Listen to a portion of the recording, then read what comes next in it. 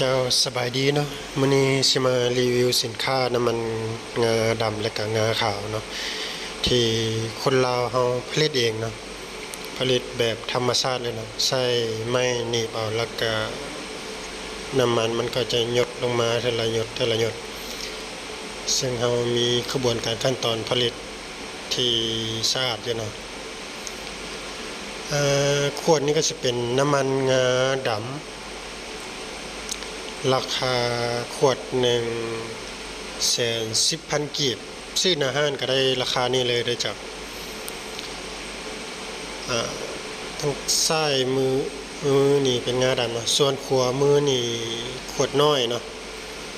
เป็นน้ำมันงาขาวราคา65,000 กีบเจ้าปริมาณ50มิลลิลิตรน้ำมันงาของพวกเราเนาะสกัดแบบเข้มข้นเลยนะ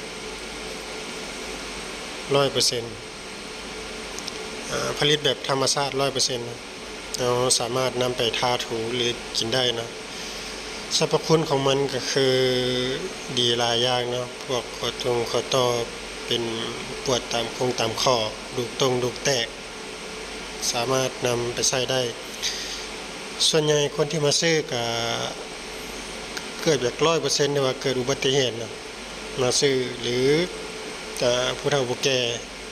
ปวดตามตามข้อนะตามกระดูกกระเดี่ยวก็นำไปใส่ทาแล้วก็นวดมันจะช่วยบรรเทาหรือดีระยะยาวนะนี่เป็นน้ำมันงาขาวราคาขวด100,000 กีบเจ้าปริมาณ80มิลลิลิตรขวดน้อยแม่นราคา65,000 กีบส่วนขวดใหญ่นี่80มิลลิลิตรราคา100,000 กีบเอาสกัดแบบเข้มข้นเนาะผลิตแบบดั้งเดิมบ่ได้ผ่านเครื่องจักรใส่ไม้หนีบเอาเจ้าส่วนผู้ใดสนใจสามารถสั่งได้เลยนะเดี๋ยวสิเขียนรายละเอียดโพสต์ไว้ให้แชทเข้ามาทาง WhatsApp หรือ Facebook ได้เลยเจ้ามีเก็บปลายทางเด้อเจ้า